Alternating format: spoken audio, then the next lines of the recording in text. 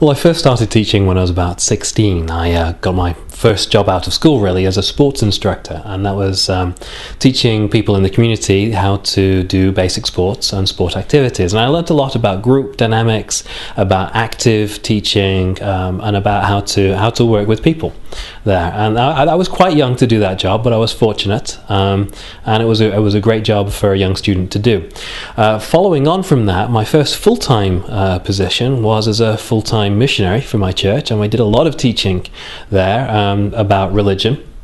And I learned a lot about teaching people in their homes, in small groups, and such like that. And I carried that through when I came back and went back to university on a voluntary basis. After university, I became a web designer. I had my qualifications at university were in media production and novel writing, and so I became a web designer, which kind of merged the two together. But when we moved to the Czech Republic, it had always been my plan to come back to teaching professionally and full time, and it's something I really wanted to do.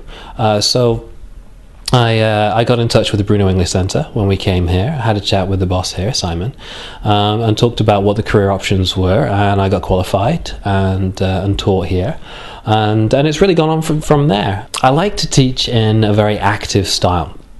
I don't like to see students sat on seats just staring at me, waiting for me to give them something. I like to get them involved. I like them to be active, and I suppose that comes from my background in sports. So when I'm in the classroom, I want people to be up and doing. I want them to be active. I want them to be involved, and yes, sometimes I like them to be competitive in the classroom. And I hope that makes that a fun environment.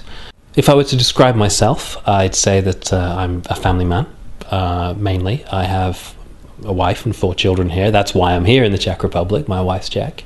And most of my free time is defined by what I do for my family, what I do for my church, and of course extra stuff that I do here at work as well. And that really is most of my life. My children, my wife, my family, my church, my job. And that's who I am.